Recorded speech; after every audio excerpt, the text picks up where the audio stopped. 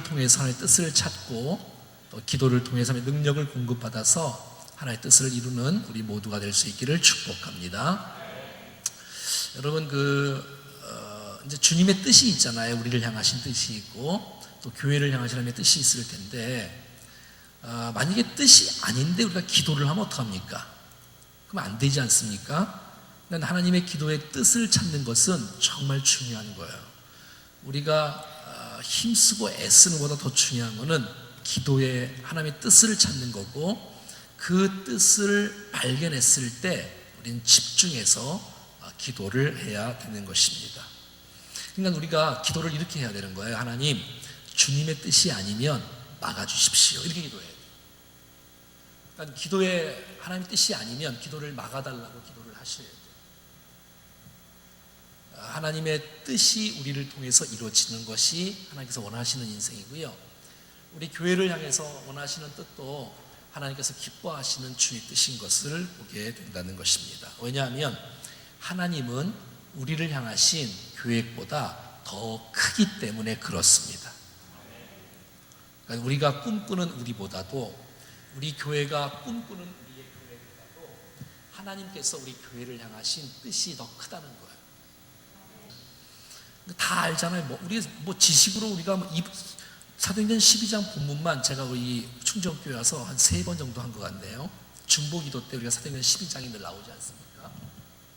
자, 그래서 이 기도의 능력 있는 인생을 살아가야 될 텐데, 힘있게 인생을 살아가야 될 때, 그것은 바로 기도의 응답과 기도의 능력을 받아야지만이 우리가 힘있는 인생, 능력 있는 인생을 살아갈 수가 있게 되는 것입니다. 세상의 힘은 하나님과 힘과는 전혀 다릅니다. 세상의 힘은 지식이 힘이고 물질이 힘이고 권력이 힘이잖아요. 하지만 하나님의 힘은 그렇지 않습니다. 하나님이 우리의 힘이기 때문에 그런 것입니다. 시편 18편은 말합니다. 나의 힘이 되신 여호와여, 내가 주를 사랑하리다. 나의 힘이 되신. 그래서 하나님이 나의 힘이 되어 주시는 거예요. 하나님이 나의 힘이 되어 주시는 거예요. 그래서 하나님이 나의 힘이 되어 주신다. 하나님이 나의 힘이 주신다. 자, 그래서 오늘 본문에는 세상의 힘이 나와 있고, 여러분 아까랑 지금이랑 똑같지요? 그치요? 예, 저는 아까랑 지금이랑 완전히 틀리거든요. 예, 지금 조금 낫네요. 예, 됐습니다. 그래서 이제 세상의 힘과 신앙의 힘이 다른데, 오늘 본문에는 세상의 힘이 나와요. 그리고 하나님의 힘이 나와요. 자, 우리 1절부터 봐요. 같이 시작. 그때에 헤롯 왕이 손을 들어 교회 중에서 몇 사람을 해하려 하여 요한의 형제 야고보를 칼로 죽이니, 유대인들이 이 일로 기뻐하는 것을 보고 베드로도 잡으려 할새 때는 무교절 기간이다. 자, 오늘 본문의 1절 말씀에 보니까 그때에 헤롯 왕이 나옵니다. 헤롯 왕은 세상에 힘이 있는 자잖아요. 그러니까 세상 권력에 힘이 있다는 거예요. 사람을 잡을 수 있는 힘, 사람을 죽일 수 있는 힘이 헤롯 왕에는 있는 거예요. 세상적인 힘이 있는 거예요. 자, 우리가 잘 아는 야고보가 이제 순교를 당합니다. 사도 야고보가, 요한의 형제 야고보가 순교를 당하는 거예요. 여기서 이 헤롯 왕은, 우리가 헤롯 왕을 잘 알잖아요. 헤롯 왕, 예수님 당시에 헤롯 왕 있지요? 있잖아요. 있잖아요. 헤롯 왕 몰라요? 헤롯 왕? 예수님이 막 유대인의 왕이 자기인데도 불구하고 유대인의 왕이 나셨다고 하니 막 엄청나게 스트레스를 받잖아요. 이럴 수가 도대체 있냐? 너무하다. 내가 왕이 도대체 누가 왕이냐? 동방 박사들이 말이죠, 유대인들의 왕에게 막 경배로 온 거예요. 자기에게 경배 온 게 아니라. 그러니 막 너무 화가 나서 그 사건이 일어나면 나에게 알려달라. 나도 가서 경배하겠다 했던 사람이 헤롯 왕이잖아요. 그러니까 이제 동방박사가 경배를 한 다음에, 아기 탄생에 경배한 다음에 떠나갔어요. 그러니까 화가 나니까 2살 이하의 남자들을 몽땅 다 죽여버린 거예요. 아주 잔혹한 왕이잖아요. 헤로드 왕. 이 헤로드 왕의 손자가 오늘 본문에 나오는 헤로드 왕이에요. 그러니까 집안 대대로 아주 악독하고 아주 무자비하고 사람들을 죽이는 사람들. 그러니까 그 예수님 당시에 헤롯 왕의 손자인 헤롯 아그리파 1세가 바로 지금 나오는 헤롯 왕인 거예요. 그러니까 이 왕도 막 죽이는 거예요, 사람들. 근데 오늘 본문에 딱 보니까 뭐라고 나오냐면 3절 보니까 유대인들이 이 일을 기뻐하는 것을 보고, 아니 사람을 죽이는데 기뻐하는 거예요. 갑자기 유대교가 있다가 갑자기 이 메시아가 등장하니까 예수님이 죽으시고 다시 살아났다는 이 놀라운 메시지를 막 증거하는 사람들이 이 유대인들하고 적과 적이잖아요. 그러니 막 화가 나고, 그러니까 이 헤롯 왕을 막 부추겨서 이 헤롯 왕이 이 야고보를 죽여버리니까 너무너무 좋은 거예요. 너무너무 기쁜 거예요. 유대인들이 기쁜 거예요. 그러니까 사람들이 좋아하니 또 사람을 또 죽이는 거예요. 그래서 베드로를 죽이는 거예요. 그래서 베드로를 죽이려고 딱 했더니 그날이 무교절이에요. 여러분 주일날 배웠죠? 무교절? 무교절은 다른 말로 무슨 날이래요? 네, 6월절이잖아요. 무교병을 먹는 날 유교절, 무교절. 자, 그러니까 6월절이니까 절기가 있으면 사람을 죽이면 안 되잖아요. 절기가 끝나야 돼. 그래서 감옥 속에 가둬놓는 거예요. 그러니까 오늘 본문은 이제 내일이면 사형에 처할, 재판을 해서 사형을 하려고 했던 베드로가 바로 전날 극적으로 풀려나는 하나님의 기도의 능력을 덧입는 축복의 모습이 깔려 있는 것이에요.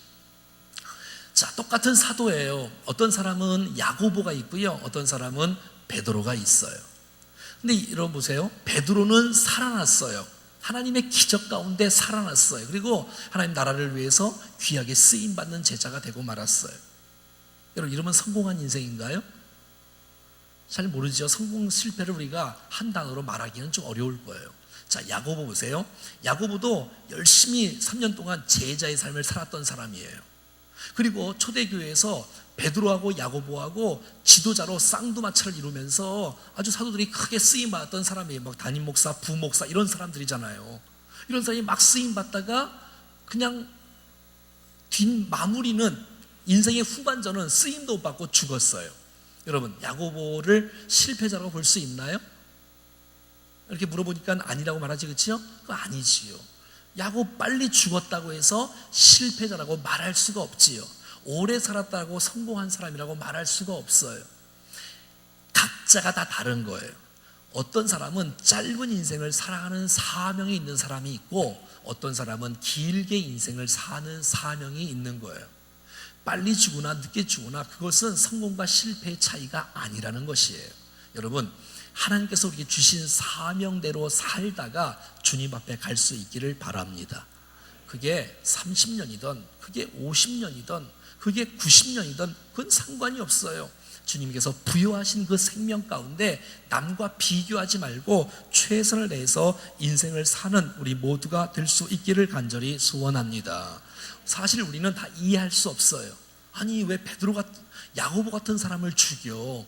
야고보 같은 사람 죽이지 않고 살려줬으면 하나님 나라를 위해서 위대한 일을 했을 텐데. 네, 맞아요. 하지만 하나님의 나라에서는 야고보가 또 순교를 또 해야 될 일이 있나 봐요. 왜냐면 그래야 또 기도하는 사람들이 생기고, 또 그래야 또 하나님 나라의 계획은 사람의 뜻과 계획이 다르기 때문에 어떻게 하는지 몰라요. 먼저 가는 사람이 있고 나중 가는 사람이 있어. 슬프지만 사명 따라 인생을 살아가는 것이에요. 비교하지 말고 내게 붙여준 하나님의 사명 따라 우리 모두가 살아가는 우리 모두가 될 수 있기를 축복합니다. 자, 이것이 바로 권력의 힘이에요. 그러니까 세상의 힘이에요. 하지만 하나님은 이런 세상의 힘으로 우리의 인생을 살기를 원치 않으셨어요. 자, 그래서 오늘 본문에는 주님이 원하시는 정말 강력한 힘인 이 기도의 힘이 있어요. 자, 기도의 힘 하기 전에 한번 7절 말씀 봐요. 7절 한번 7절 읽어봐요. 다 같이 시작. 호련히 주의 사자가 나타나서 옥중에 광채가 빛나며 또 베드로와 옆구리를 쳐 깨워 이르되 급히 일어나라 하니 쇠사슬이 그 손에서 벗겨지니라. 자, 보세요. 자, 이제 베드로가 옥에 갇혀 있어요. 근데 여러분 보세요. 내일이 사형하는 날이에요. 내일이 이제 이 베드로는 이 세상의 생애를 마감하는 일이에요. 여러분, 내일이 인생의 마지막이다. 그러면 잠이 오겠어요? 잠이 안 오겠어요? 잠이 안 오겠지요. 제가 화요일 날, 이번 주에 화요일 날 여문희 소장님이 하는 이렇게 고고쇼에 갔다 왔어요. 한 달에 한 번씩 이렇게 행사를 진행하는데 그 행사의 기금들을 다 이렇게 다 회비를 모아서 다 어려운 데를 도와줘요. 참 아주 멋진 사람이에요. 그런 일을 다 해요. 그래서 아내랑 함께 거기를 참여해서 함께, 그래서 이제 그 질문 가운데 이런 질문이 있더라고.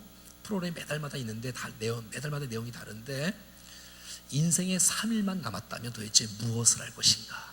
이런 거. 그래서 막 썼어요. 나도 3일 전에는 무슨 일을 하고, 이틀 전에는 무슨 일을 하고, 하루 전날에는 무슨 일을 하고. 그런데 제가 쓴 거하고 아내가 쓴 거하고 똑같은 거예요. 이런 부부를 본 일이 있나요? 주여. 아무튼 이 사람이 정말 막 눈물이 나더라고요. 눈물이 나요. 물론 찬송은 안 불렀어요.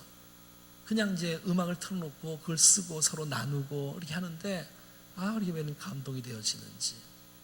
정말 짧은 인생을 살아가면서 의미 있게 인생을 살아야 되겠다, 이런 생각들을 다시 한번 해보게 되는 좋은 시간이었어요. 네, 아무튼 오늘 본문은 내일 베드로가 죽습니다. 야고보가 죽은 것처럼 베드로가 죽어요. 그러면 오늘 잠이 안 와요. 두려워서, 긴장해서, 무서워서. 이 어떻게 잘 수가 있겠어요? 그 죽음의 공포라는 것은 굉장히 클 거예요. 여러분 정말 하루하루 정말 최선을 다해 잘 살아야 돼요. 오늘 하루는 어제 죽었던 사람이 그 하루를 정말 살고 싶었던 그 시간이기 때문에 우리는 정말 시간을 알차게 잘 보내야 될 필요가 있는 것이에요. 그런데 여러분, 이게 웬일이죠? 베드로가 깊이 잠들었어요. 내일 죽는 날인데 너무 깊이 잠이 들었어요. 어느 정도로 깊이 잠이냐? 천사가 등장하는데 깰 줄을 몰라요. 베드로 일어나래도 일어나질 않는 거예요. 그래서 이 천사가 말이지요, 발로 차는지 손으로 차는지 뭐로 차는지 모르지만 옆구리를 팍 걷어 차는 거예요. 오늘 본문을 봐요. 여러분 나오나요? 옆구리를 쳐 깨우는 거예요. 여러분 이게 뭐예요? 이게 바로 신앙의 힘인 거예요. 두려움을 이길 수 있는, 죽음의 공포를 이길 수 있는 것이 하나님께서 주시는 평안인 것이에요. 여러분, 많은 사람들은 이 환경 때문에 마음의 평안을 잃을 때가 많이 있어요.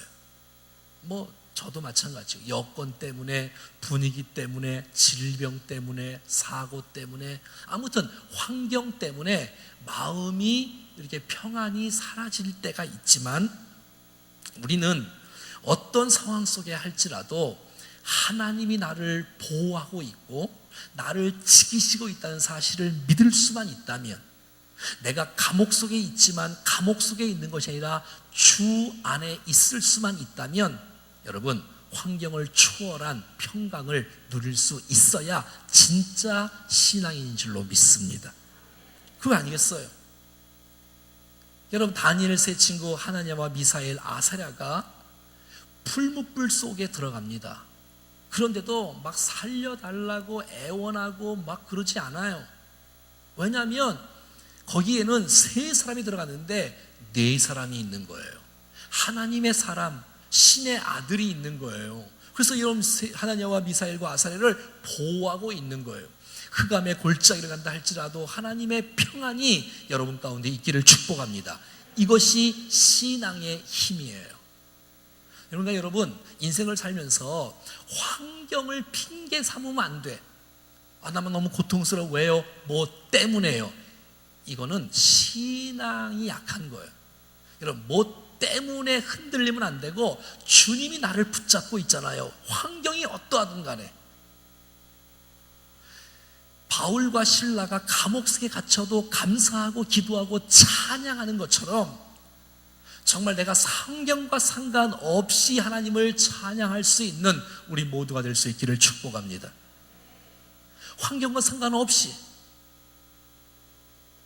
여건과 상관없는 주의 위로와 평강이 우리 마음속에 있어야 그것이 바로 하나님의 은혜이고 이것이 신앙의 힘이라는 것입니다. 여러분, 문제가 있어도, 환경이 어려워도 우리에게 주셨던 이 기쁨과 평안을 빼앗기지 않는 그런 비법을 아는 사람들이기 때문에 그 은혜를 누릴 수 있기를 축복합니다. 자, 그러면 이 평안은 어떻게 되었느냐? 그것은 바로 기도의 힘이었던 것을 우리는 알 수가 있어요. 자, 보세요. 자, 4절부터 볼까요? 4절부터 볼까요? 4절 시작. 잡음에 옥에 가두어 군인들 내식인 네페에게 맡겨 지키고 6월절 후에 백성 앞에 끌어내고자 하더라. 자, 보세요. 군인 내식인 네페를 맡겨 지키고, 그러니까 여러분, 그건 있을 수가 없는 거예요. 나올 수가 없는 상황이라는 거예요. 그러니까 4명씩 4표면은 최소한 1명을 지키기 위해서 16명이 있는 거예요. 더뿐만 아니라 6절인가 보면 6절 시작. 헤롯이 잡아 내려고 하는 그 전날 밤에 베드로가 두 군인 틈에서 두 쇠사슬에 매여 누워 자는데, 이게 무슨 말이에요? 그러니까 보세요. 베드로가 여기 있으면 이쪽에도 군인이 있고 이쪽에도 군인이 있어요. 이쪽 군인과 이쪽 손이 쇠사슬에 묶여 있어. 이쪽 손하고 이쪽 군인하고 쇠사슬이 묶여 있는 거예요. 안에서 지키고 바깥에 지키고 계속 지키고 있는 거예요. 여러분, 나갈 수가 없다는 거예요. 아무튼 나갈 수가 없는 거예요. 꼼짝을 못하는 거예요. 그냥 뭐 일어날 수도 없을 걸요. 왜? 일어나면 옆에가 또 같이 이렇게 일어나자, 같이. 이런 억압이 있어요. 이런 위험이 있다고요.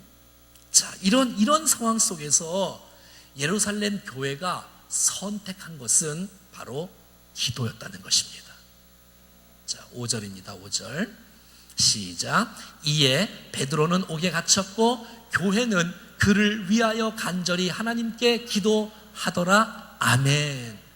사랑하는 여러분, 우리 인생 가운데 위기가 있습니까? 다 있을 거예요. 작은 위기든 큰 위기든 다 있어요. 이 세상에는 문제가 없는 사람은 한 사람도 없어요. 자기 자신의 문제, 아내 남편의 문제, 부모의 문제, 자녀의 문제, 환경의 문제, 건강의 문제, 물질의 문제, 뭐 하여튼 자기가 처해 있는 모든 공동체가 다 기도 제목이 있으니까, 뭐 목장의 기도의 제목, 또 교회에 대한 기도 제목, 이 나라를 위한 기도 제목까지 뭐 없는 게 없어요. 다 있어요. 이거를 헤쳐나갈 수 있는 정말 비밀은 기도에 있다는 것입니다. 이제 내일 모레면은 주일날은 이제 기도와 이제 찬양의 두 기둥을 세우라, 이런 것 제목으로 느헤미야 9장 설교를 준비했는데, 그렇습니다. 여러분, 기도가 하나님의 보좌를 움직이고 하나님의 능력을 덧입을 수 있는, 하나님과 깊은 교제를 할 수 있고 주님의 뜻이 이루어지는 축복의 길이라는 사실들을 우리에게 주님께서 선물로 주셨다는 것이에요. 할렐루야. 이 얼마나 감사해요. 얼마나 감사해요. 이 절박한 시간 속에서, 상황 속에서 그들은 근심하거나 걱정을 넘어서 하나님께 기도로 나갔다는 것이, 이것이 바로 위기 탈출의 해법이라는 것입니다. 혹시 여러분 가운데 작은 위기가 있습니까? 문제가 있습니까? 여러분 인생 가운데 어려움과 답답함이 있습니까? 기도로 돌파할 수 있기를 축복합니다. 그래, 하나님이 도와주시든 하나님이 간섭해 주셔야 되는 거예요. 위기를 만났을 때 우리가 해야 될 수 있는 것, 그것이 바로 기도라는 것입니다. 기도라는 거예요. 오늘 본문은 이렇게 말합니다. 이에 베드로가 옥에 갇혔다는 거예요. 그랬더니 교회가 뭡니까? 우리가 교회잖아요. 성도의 모임이 교회지 않습니까? 예루살렘 교회의 우리는 그를 위하여 간절히 하나님께 기도함으로써 이 베드로의 평안, 베드로의 탈출, 뭐 나오게 되는 놀라운 응답, 역사가 이 초대교회에 나타나는 놀라운 축복이 있다는 것이에요. 이 얼마나 감사합니까? 사랑하는 여러분, 베드로가 옥에 갇혔는데 교회가 그를 위해서 기도를 해요. 이 얼마나 아름다운 모습이에요. 제가 어린이 전도협회에 사역을 할 때 제가 참 하나 정말 안타까운 거 한 가지는 기도의 굶주림이었어요. 기도에 대한 굶주림. 그래서 제가 많은 사람들에게, 전도협회에 오시는 많은 분들에게 요청을 했어요. 여러분, 기도해 주십시오. 기도해 주십시오. 우리는 교회가 없습니다. 여러분, 교회는 교회를 위해서 기도하잖아요. 자기 교회는 자기 교회. 보통 사람들이라면 그냥 믿음이 좋아서 다른 교회 더 하면 더 좋지만, 보통 사람들이라면 그냥 이제 기도인데, 어린이 전도협회는 교회가 없으니까 이제 여러분들이 기도를 부탁할 수밖에 없으니까 주위에 있는 많은 분들이 참 감사하게도 100명도 넘을 것 같아. 아니 200명도 넘을 것 같아. 기도하신 분들이. 아니 300명도 넘을 것 같아. 아니 500명도 넘을 것 같아. 많은 분들이 기도하고 있어요. 힘내세요. 이런 응원의 메시지가 많았어요. 저는 교회는 기도를 많이 할 줄 알았어요. 그리고 선교단체는 기도를 하나도 안 하는 줄 알았어요. 그래서 많은 이에게 기도를 부탁했어요. 여러분, 기도해 주십시오. 기도해 주십시오. 근데 여러분 보세요. 제가 이제 선교단체를 그만두고 이제 교회 사역을 해요. 그러면 여러분, 그들하고 나하고 이제 만남의 기회가 없잖아요. 그러면 이제 기도가 점점 줄어들 거 아니겠어요? 왜 이제는 또 지금 있는 사람들을 위해서 기도해야 될 거 아니니까. 지금 전도협회를 위해서 기도해야 될 거 아니니까. 물론 저를 기억하는 사람은 지금도 기도하는 사람이 없지 않아 조금 있을 거예요. 이제 점점 줄어들 거예요. 하지만 기도의 자원은 이 교회일 거예요. 이제 교회. 이제 충정교회가 이제 본격적으로 저를 위해서 기도를 해야 될 거라고 믿습니다. 그건 당연하지 않겠습니까? 자, 여러분, 제가 옥에 갇혔으면 여러분들을 뭐 하시겠어? 1번, 잠잔다. 2번, 기도한다. 몇 번? 1번? 근데 여러분 보세요. 담임 목사라는 건 이런 것 같아요. 담임 목사는 충정교회 담임 목사지, 다른 데 가면 담임 목사도 아니고요. 요즘 성도들은요, 다른 교회 목사님에 대해서 별 관심이 없습니다. 자, 그러므로 충정교회 성도가 충정교회 목사를 위해서 기도하지 않으면 이거는 큰일 나는 거예요. 기도할 사람이 없는 거예요. 제가 여러분들에게 부탁한 거는 몇 가지 있지만 한 가지밖에 없어요. 제가 그랬잖아요. 정말 매일마다 이름 석자 불러가면서 매일마다 기도하면 정말 기적이 일어날 거예요. 우리 교회 진짜로 매일마다 여러분들이 정말 한 사람도 빼놓지 않고, 아니 여러분 교회 담임 목사니까 여러분 생각해 보십시오. 자신을 위해서는 기도를 많이 하고 자기 자녀를 위해서는 기도를 엄청나게 많이 할걸요? 그럼 여러분 생각해 봐요. 여러분의 영적인 꼴을 먹이는 담임 목사를 위해서, 여러분들이 지도자를 위해서, 베드로를 위해서 기도하지 않는다면 누가 기도하겠어요? 누가? 어떻게 그 일들을 감당할 수 있겠어요? 여러분, 빌레그램은 말합니다. 빌레그램 목사님, 사역의 비결이 무엇인가요? 빌레그램 목사님은 당당하게 말합니다. 나를 위해서 15,000명이 매일마다 기도하기 때문에 내가 사역할 수 있습니다라고 말하는 것이에요. 자, 중보기도 세미나 때 했지 않습니까? 우리 이제 9월 달에 또 중보기도 세미나 있는데, 여러분, 설교의 황태자로 말하는 스펄전 목사님, 어떻게 그분이 설교를 하면 사람들이 감동을 받고, 그분이 설교를 하면 예수를 믿고, 어떻게 목사님이 설교를 하면 그렇게 은혜가 되던가요? 그래서 기자가 물어봤어요. 그랬더니 그는 그 기자를 데리고 자기 교회 지하실을 가는 거예요. 지하실을 가니까 1년 365일 하루 24시간 한 번도 빼놓지 않고 지하실 성도들이 릴레이로 돌아가면서 계속해서 기도하고 있는 거예요. 우리는 일주일에 한 번씩 기도하지 않습니까? 중보기도 시간에. 물론 이제 교회가 좀 커가면야 기도 시간이 더 많이 늘어나겠지만, 여러분, 기도의 힘이 교회를 살리는 것입니다. 기도의 힘이 우리의 인생을 바꿔놓는 것입니다. 하나님의 손을 움직이게 하는 것은 기도에 있는 것입니다. 그래서 여러분, 기도하는 사람들이 많으면 많을수록 당연히 사역과 교회는 될 수밖에 없는 거예요. 이제 주일 지나면 7월 1일 날이 월요일 날이에요. 여러분, 7월 1일 날은 무슨 날이죠? 네? 여러분, 7월 1일이 아니에요. 미안해요. 7월. 내가 왜 그래. 여러분, 이제 8월 31일 지나고 월요일은 무슨 날이냐면 구원의 날이에요. 구원의 날. 무슨 날이라고? 들어보셨나? 구원데이. 잘 무슨 말인지 몰라요. 구원데이. 구원의 날. 9월 1일 우리 교회 첫째 날 전교인 새벽기도 하는 날. 여러분들이 새벽기도 못 나올까봐 9월 달부터는 5시 반에 해. 이제 찬양팀들이 별로 좋아하지 않네요. 막 4시부터 나와서 준비한다 그러는데, 이 말은 무슨 말이에요?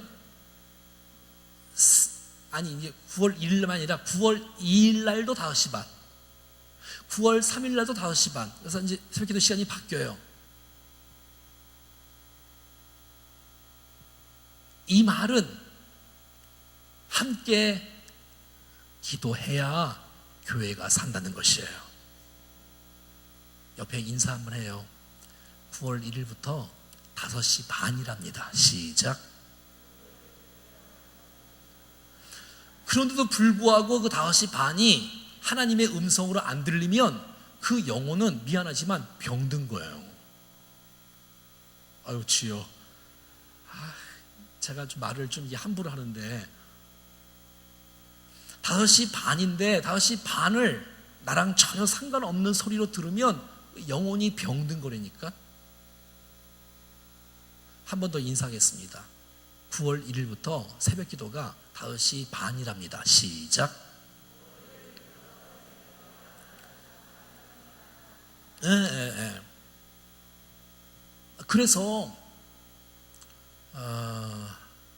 하나님께서 새벽마다 하나님의 은혜가 넘치는 축복의 시간이 되기를 간절히 소원합니다.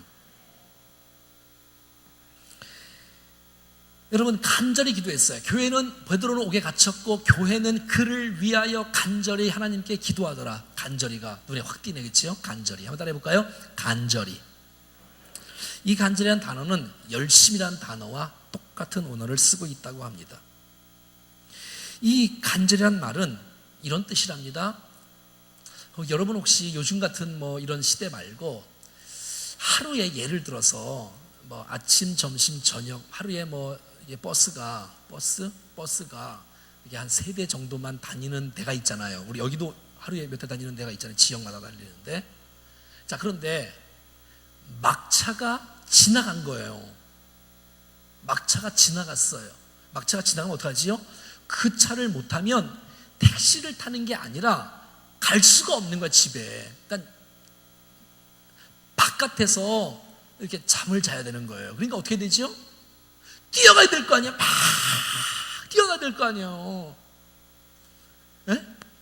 아니, 뛰어가야 될 거 아니야. 왜 멈추세요. 나 안 탔다니까. 막 그냥 할 거 아니에요. 이렇게.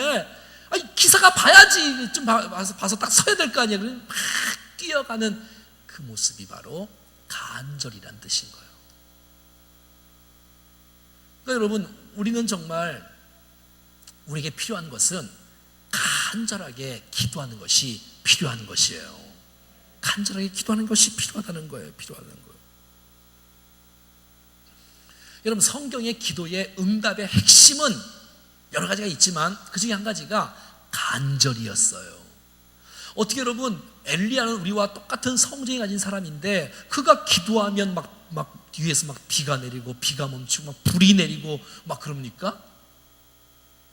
그가 막 무릎 사이에다가 막 얼굴을 넣기도 하고 막 기도하는데, 거기 보니까 야고보서 5장에 보니까 똑같은 열왕기상 18장에 있는 메시지를 야고보서 5장에는 그렇게 나와 있어요. 간절히 기도하되. 핵심은 간절이었어요. 저 없을 때 한나에 대한 설교를 들었잖아요. 여러분들이 한나의 여러분, 기도의 핵심이 뭐예요? 간절히 아닌가요? 간절히 들어주면 고맙고 안 들어주면 할 수 없고, 그건 간절히가 아니잖아요. 하나님이 도와주셔야 됩니다. 하나님이 하셔야 됩니다. 라는 그런 간절함이 오늘 우리들 가운데 있기를 간절히 소원합니다. 왜냐하면 이 헤롯은 보니까 그 할아버지도 헤롯이고 이 사람도 이제 그 손자니까 헤롯 아그리파 1세인데 그 왕도 아주 악독하고, 지금은 유대인들이, 이스라엘이 로마의 이렇게 지배를 받고 있잖아요, 지금 현재. 그러니까 막 야고보를 막 죽이잖아요. 권력의 힘으로 죽이잖아요. 자, 이런 상황들이 있는 거 가만히 보면 세상이 교회를 핍박하는 것은 영적인 싸움인 거예요. 그러니까 보이지 않는 영적인 전투 속에 있는 거잖아요. 그러니까 깨어서 기도하는 사람이 승리하게 되는 것이란 말이죠. 기도를 하지 않으면 사단이 우리에게 틈을 타서 들어와서 사람을 헷갈리게 만들고 결국 하나님의 뜻이 이루어지지 못하도록 하는 것, 이것이 바로 사단의 비결이 아니겠어요? 여러분, 기도로 승리하는 우리가 되어야 된다는 것입니다. 간절히 하나님께 기도하니 하나님께서 역사하셨어요. 이제 그 다음 날이면 이제 뭐 그냥 사형할 가능성이 100%예요. 그런 상황 가운데서 양쪽에 군인들이 있어요. 4명씩 4패가 돌아가면서 지키고 있어요. 16명이 계속 나갈 수 없는 상황인데 하나님께서 그 기도에 간섭하기 시작하는 거예요. 이쪽에서 기도하는데 이쪽에서 역사가 일어나는 거예요. 여러분, 기도는 시공간을 초월하는 능력이 있는 것이에요. 여기서 기도해도 여러분의 가정에서 움직이는 거예요. 얼마나 감사합니까? 자, 우리 이제 성경을 한 절 한 절 읽어봐요. 하나님의 역사가 다 나와요. 6절부터 볼까요? 6절부터 시작. 헤롯이 잡아내려고 하는 그 전날 밤에 베드로가 두 군인 틈에서 두 쇠사슬에 매여 누워 자는데 파수꾼들이 문 밖에 서서 옥을 지키고 있어요. 자, 이런 상황인데 7절부터 이제 나옵니다. 시작. 호련히 주의 사자가 나타나매 옥중에 광채가 빛나며 또 베드로의 옆구리를 쳐 깨워 이르되 급히 일어나라. 쇠사슬이 그때 손에서 벗어지는 거예요. 자, 분명히 묶여 있었어요. 분명히 묶여 있었는데 다른 사람은 지금 못 봐요. 다 자고 있어요. 그런데 베드로만 지금 비몽사몽간에 천사의 도움을 얻어서 쇠사슬이 풀어지고요, 막 일어나는 거예요. 다른 사람들은 지금 그냥 자고 있어요. 몰라, 아무도 몰라. 자, 8절 봐요. 뿐만 아니라 천사가 이르되 띠를 띠고 신을 신으라 하거늘 베드로가 그대로 하니 천사가 또 이르되 겉옷을 입고 따라오라는 거예요. 그래서 천사를 따라서 지금 베드로가 지금 가는 거예요. 좀 신기하지 않습니까, 여러분? 하나하나가 다. 자, 9절 봐요. 시작. 베드로가 나와서 따라갈새 천사가 하는 것이 생시인 줄 알지 못하고 환상을 보는가 하니라. 지금 베드로도 이런 기분이 처음인 거예요. 아니, 내가 분명히 묶여 있었는데, 내가 분명히 자고 있었는데 딴 사람들은 움직이지 않아요. 근데 천사가 등장을 하더니 이게 막 풀어지는 거예요, 일어나자마자. 자, 보세요 여러분, 놀라운 일이 일어나요. 자, 봐요. 10절부터 시작. 이에 첫째와 둘째 파수를 지나 이제 시내에 통한 쇠문이 있어요. 쇠문의 문이 저절로 열리는지라. 이야, 놀래. 여러분 혹시 이런 거 오늘도 경험하셨지요? 나도 오늘 이런 거 많이 경험했는데, 제가 이제 왔다 갔다 이렇게 하잖아요. 그러면 이게 자동 문들은요, 사람이 딱 가면 쫙 열려요. 가기만 하면. 여러분, 최초의 자동 문이 사도행전 12장에 등장하는 거예요. 자꾸 사람이 별명이 딱 그러면 안 돼. 다 나오잖아 벌써. 딱 가니까 자동으로 저절로 쫙 열리는 거예요. 또 딱 가니까 또 쫙 열리는 거예요. 그래서 거리를 딱 지나니까 천사가 떠나가는 거예요. 이런 놀라운 축복을 여러분 인간으로서는 이해할 수 없는데 하나님이면 어떤 것도 가능합니다. 그런 어떤 것도 이 정도는 사실 이건 게임도 안 되는 거예요, 사실은. 주일날 보면, 여러분 주일날 설교 들을 때 느헤미야 9장을 다 읽어오셔야 돼. 역사에 대해서 쫙 나와. 출애굽의 역사, 광야의 역사, 가나의 역사, 사사의 역사가 다 나와. 찬양에 대해서, 기도에 대해서 나오는 내용인데 읽고 오세요 좀 제발. 그래야지 금방금방 설교를 이해할 수 있어요. 자, 11절 봐요. 시작. 이에 베드로가 정신이 들어 이르되 내가 이제야 참으로 주께서 그의 천사를 보내어 나를 헤롯의 손과 유대 백성의 모든 기대에서 벗어나게 하신 줄 알겠노라 하여. 정신이 드는 거예요. 자, 보세요 여러분. 이제 베드로가 정신이 들었어요. 하나님의 도우심과 능력으로 막 풀어지고 나오게 되고 막 하게 되었어요. 이야. 자, 그러면 베드로가 이 상황 가운데서 제일 먼저 간 곳, 제일 먼저 발견하는 모습은 어떤 모습이었냐면, 자, 12절 봐요. 시작. 깨닫고 마가라는 요한의 어머니 마리아의 집에 가니 여러 사람이 거기서 모여 기도하고 있더라. 그 모습을 보는 거예요. 자, 나는 몰라요. 이게 왜 이렇게 일어나는지. 왜 주님이 나를 사랑하시지? 왜 나에게 이런 응답을 주시지? 나에게 왜 이런 기적을 베푸시지? 나를 이렇게 왜 인도하고 계시지? 가보니 나를 위해서, 자기를 위해서 여기서 성도들이 지금 기도하고 있는 거예요.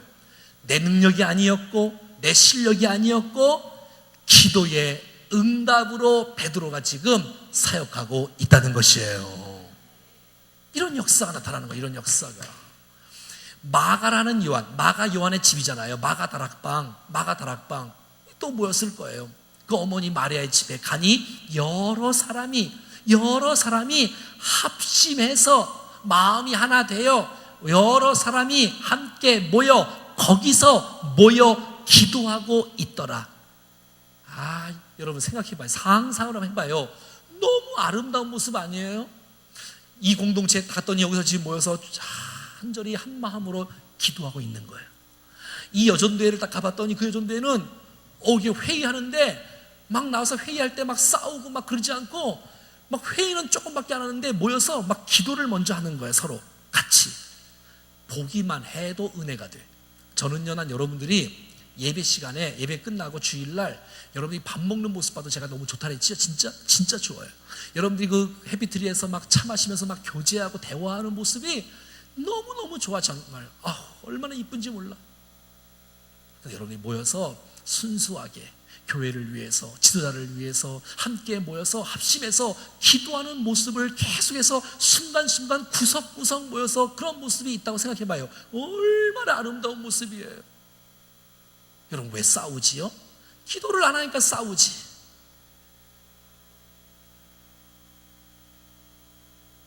아니 지금 베드로가 지금 자기를 위해서 기도하고 있는 거야.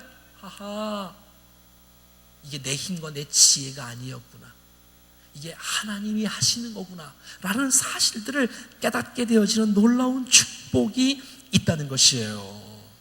할렐루야. 사랑하는 여러분, 기도하는 교회는 살아있는 교회예요. 여러분, 기도하는 성도는 살아있는 성도인 것이에요. 혼자 기도하는 것 중요하지요. 골방 기도 성경에 나오지요. 중요하지요. 그런데 여러분, 골방 기도가 마태복음 6장에 나오고 그렇게 안 나와요. 여러분, 안 나와. 거의 대부분의 초대교회와 이 모든 모임의 역사는 다 합심 기도였어요. 제가 지금 말을 하면 한두 끝도 없이 말할 수 있어. 성경이 다 그렇게 말하고 있어. 여러분, 그래서 세겹줄은 끊어지지 않는 거예요. 여러분 혹시 저런 거 보셨나요? 이렇게 막 이렇게 밧줄 보면 이게 한 줄이 아니라 한 줄, 두 줄, 세 줄 이렇게 돼 있어. 한 줄은 쉽게 끊어질 수 있겠지만 두 겹줄도 능히 당하니 세 겹줄은, 삼겹줄은 쉽게 끊어지지 않는다고요. 이것이 바로 여러분 합심 기도의 능력이 아니겠습니까? 이 합심 기도예요. 그래서 여러분 마태복음 18장 19절부터 보면 이렇게 말하고 있어요. 같이 읽어봐요. 시작. 진실로 다시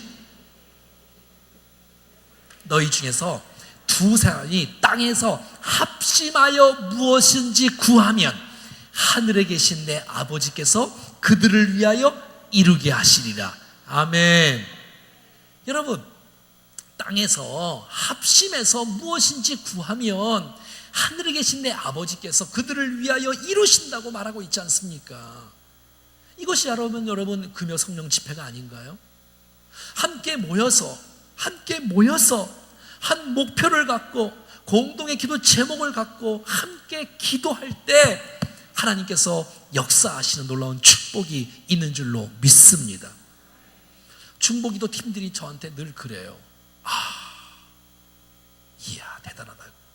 화요일 10시부터 12시까지 2시간 동안 중보기도 팀이 매주마다 기도하는데 방학도 없어. 이 팀들은 매주 기도하는데 기도의 응답을 경험하는 거예요. 그러니까 이게 재밌는 거예요. 이게 너무 신나는 거예요. 기도하는 게. 기도의 제목이 오면 합심해서 함께 기도하는데 응답을 경험하니까, 그치 원전사님? 대답을 크게 해줘야 이게 말이 맞는 거예요. 그렇잖아요. 아니 내가 말한 게 여러분들이 말을 해서 내가 지금 말을 하는 거예요. 할렐루야. 아니 합심해서 여러분 기도하는데 왜 주께서 은혜를 안 주시겠어? 그래서 20절에 제가 성경에서 제일 좋아하는 말씀, 마태복음 20장 18장 20절 시작. 두세 사람이 내 이름으로 모인 곳에는 나도 그들 중에 있느니라. 주께서 그 기도를 받으신다는 거야. 주께서 역사하신다는 거야. 도우신다는 거야. 할렐루야. 이 역사가 충정교회에 회복될 수 있기를 축복합니다. 그러는 거예요. 기도가 살아나야 되는 거예요. 역사를 경험하는 거예요. 응답을 경험하는 거예요. 그게 교회 아닌가요? 세상의 논리로, 세상의 지식으로, 세상의 능력으로 이끄는 교회가 아니라 하나님의 응답으로 운영하는 아름다운 교회가 되기를 원합니다. 기도하셔야지. 새벽 기도도 마찬가지고, 금요일 날도 좀 하나님께서 은혜 주시는 축복의 시간이 되어 이 금요 성령 집회가 다시 한번 불처럼 일어날 수 있기를 축복합니다. 할렐루야. 그래야셔야 돼요. 그래서 당회를 할 때도 마찬가지고, 교역자 회의도 해도 마찬가지고, 여전도 회의도 마찬가지고, 목장도 마찬가지고, 찬양 연습, 성가 찬양 연습. 여러분, 제가 얘기할게. 어떤 것을, 특별히 교육 목자들, 어떤 것도 여러분 기도하고 그리고 봉사하고 그리고 섬기세요. 그래야 하나님께서 은혜를 주시고 감당할 수 있는 능력을 주시고 우리의 은사를 개발시켜 주시고 하나님께서 은혜를 주시는 거예요. 공부하는 학생들도 기도하고 공부할 때 주님이 지혜의 문을 열어주셔야 응답의 역사가 나타날 줄로 믿습니다. 근데 그 기도 시간이 지금으로, 여러분들이 지금은 5분을 했다면 조금 더 하세요. 한 번을 했다면 한 번 더 하세요. 두 번을 했다면 한 번 더 하세요. 그래서 무슨 일을 하기 전에 기도를 먼저, 합심해서 기도를 먼저 하고 그리고 회의를 할 수 있기를 바랍니다. 기도 많이 안 하고 회의 많이 하면 회의에 빠집니다. 기도해야 하나님께서 모든 회의를 주장하시고 주관하시고 다스리시는 역사가 있는 줄로 믿습니다. 그래, 하나님께서 일하시고 하나님께서 역사하시는 것을 우리 모두가 다 보는 놀라운 축복이 있어 나야 되는 것이에요. 한번 따라하겠습니다. 합심 기도는 중요하다. 여러분, 합심 기도는 중요한 거예요. 그래서 같이 기도하는 거, 같이 기도하다 보면 마음이 하나 되는 역사가 일어나는 것이에요. 왜냐하면 기도할 때 성령께서 우리를 하나 되게 하시는 놀라운 축복이 있는 것이에요. 이 기도가 승리의 비결인 것이에요. 여러분, 합심해서 기도했을 때 하나님께서 놀라운 응답을 우리에게 보여주실 것이에요. 개인의 문제도 해결될 것이고 가정의 문제도 해결될 것이고, 여러분 합심해서 기도할 때 개인의 문제가 해결됩니다. 여러분 어떤 질병도 치유될 수 있습니다. 자, 주일날 느헤미야 9장 묵상하는데 거기 보면 하나님이 창조하고 하나님이 택하시고 하나님이 인도하시고 막 하나님께서 이루시고 막 이런 메시지가 쫙 나와요. 얼마나 은혜되는지. 그러니까 기도문이야. 느헤미야 9장은 성경에서 제일 긴 기도문. 그냥 기도문이야. 읽기만 하면 돼. 그냥 다 이해가 돼. 느헤미야 9장은. 사랑하는 여러분, 여러분들을 만드신 분이 하나님이세요. 그러니까 하나님께 기도하면 하나님이 우리를 만드셨는데 우리를 여러분 못 고치겠어요? 여기도 아멘을 하시는 거야. 못 고친다. 아멘. 그게 아니라 못 고치겠어요. 이런 말은 고친다는 뜻이잖아. 기도할 때 주님이 지혜를 주시는 거예요. 기도할 때 귀신이 떠나가는 거예요. 기도할 때 평안이 임하는 거예요. 기도할 때 우리 모두가 다 성령으로 하나 되는 역사가 일어나는 것입니다. 그럼요. 그래서 여러분 중보기도팀은 너무 중요한 거예요. 하만의 괴락으로 여러분 에스더 모르드게 유대인이 다 죽을 형편에 처했어요. 그때 여러분 그들이 금식하며 함께 기도하니 하만이 도리어 장대 위에서 죽임을 당하는 역전의 역사가 일어나는 것이에요.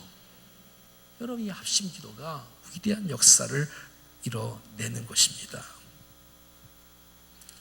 사랑하는 여러분, 그런데 이제 문제는 뭐냐면 이제 기도하잖아요. 그럼 주께서 응답을 주시잖아요.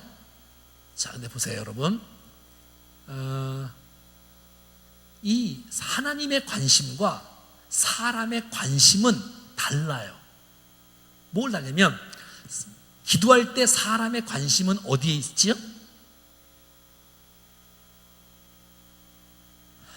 여러분 기도할 때 사람이 기도할 때 사람의 관심은 기도할 때 어디에 있어요? 보통 내가 질문을 잘못했어요? 응답에 있잖아요. 응답에. 사람은 기도할 때 어디에 관심이 있다고요? 보통? 보통 그렇잖아요. 보통 응답에 있잖아요. 달래니까요. 주여 달래니까요. 달라고 주시옵소서 그러잖아요. 응답 되느냐 안 되느냐 여기에 관심 있잖아요. 근데 하나님의 관심은 응답에 있는 게 아니에요. 하나님의 기도의 관심은 응답에 있는 게 아니라 하나님과 나와의 관계에 있는 것이에요. 이쪽은 왜 아멘 소리가 안 들려? 찬양팀 다시. 이 사람의 기도의 관심은 응답에 있지만 하나님의 기도의 관심은 응답보다는 너와 나와의 그 문제로 인해서 네가 그 문제를 갖고 하나님을 의지하고 하나님께 엎드리며 내 연약함을 인정하고 주님께 매달리면서 그랬을 때에 주시는 응답이야말로 이것이 하나님의 응답이구나. 이게 정말 하나님께서 주신 거구나. 그래서 우리를 겸손하게 만들고 하나는 정말 나약한 존재로 만들고 하나님을 더욱더 의지하는 사람으로 만들고자 하는 것에 더 큰 관심은 하나님께서 우리를 향하신 관심이 있다는 것이에요. 응답이 없다는 뜻이 아니라 모든 인생의 문제를 내게 맡기라는 거예요. 너희 무거운 짐진 자들 다 내게로 오라는 거예요. 내가 너희를 쉬게 해주겠다는 거예요. 여러분 이런 기도의 아름다운 내용들을 통해서 하나님께 더 많이 의지하고 매달리고 그래서 하나님이 하실 수 있어요. 하나님이 하셨어요 라고 하나님께 영광을 돌리는 우리의 인생이 될 수 있기를 간절히 소원합니다. 그러므로 위기는 진짜 위기가 아니고 위기 때 기도하지 않는 것이 진짜 위기인 것이에요. 옆 사람에게 해줘봐. 옆 사람이 무슨 말인지 몰라 지금. 빨리 해줘. 시작.